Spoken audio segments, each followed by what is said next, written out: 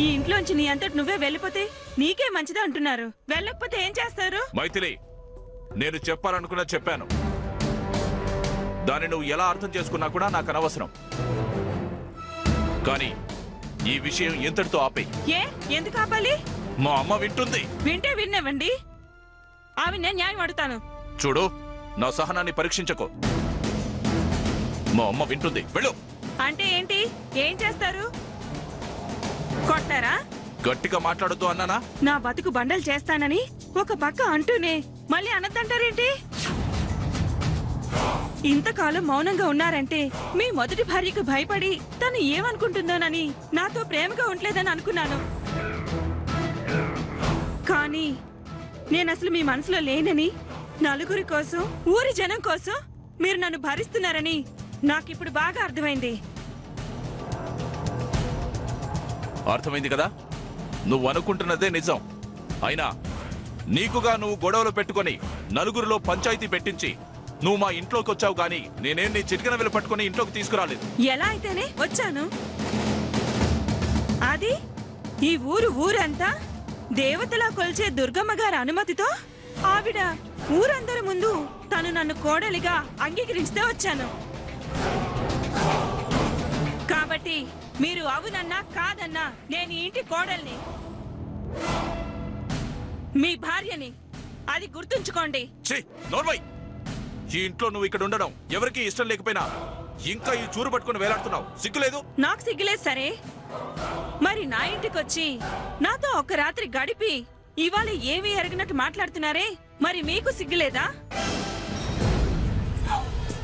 చెప్పండి, సిగ్గుందా? బాగుంది. గొప్ప కొడుకు, గొప్ప తల్లి. నేనింకా ఏమో అనుకున్నా. పేరు గొప్ప, ఊరు దిబ్బ అంటే ఇదేనేమో. యాదగిరి,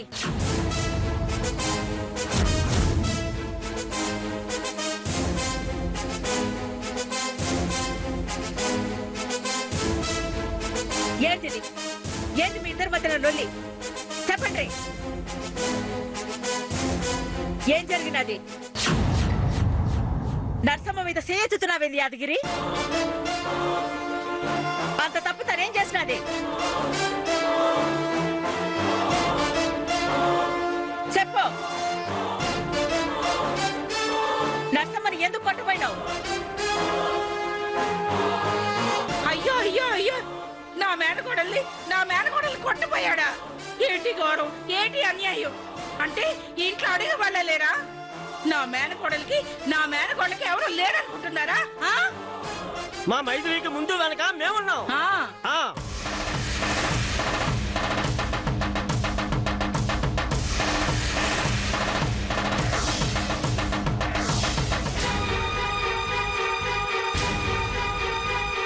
అమ్మా మైథిలి, ఏమైందమ్మా?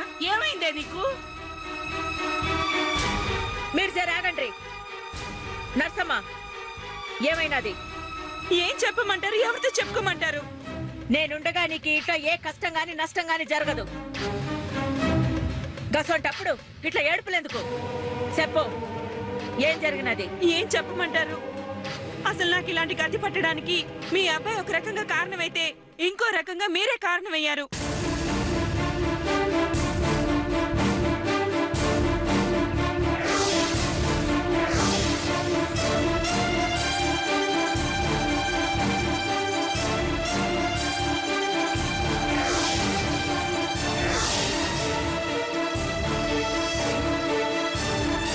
మీ కొడుకో రకంగా మీరో రకంగా నా బతుకుని ప్రశ్నార్థకం చేస్తున్నారు.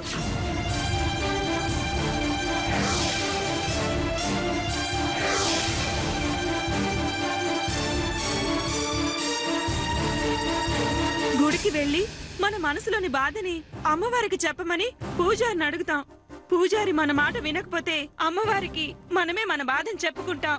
ఆ దేవత కూడా మనల్ని అర్థం చేసుకోపోతే ఏం చేస్తాం? మన కర్మ అని ఊరుకుంటాం. ఈ ఇంట్లో నా పరిస్థితి ఇదే.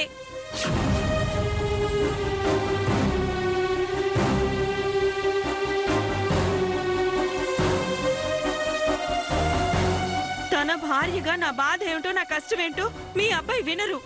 కనీసం అత్తైనా అమ్మైనా మీరే అనుకున్నాను. మీ మాట విని ఈ ఇంటికొచ్చాను. మీరు అర్థం చేసుకోరు. ఇలా అయితే నేనేం చేయను. అసలు నా వల్ల గాని నా బిడ్డల వల్ల గాని నీకు ఇంట్లో ఏం కష్టం వచ్చినది? ఏం అన్యాయం జరిగినది?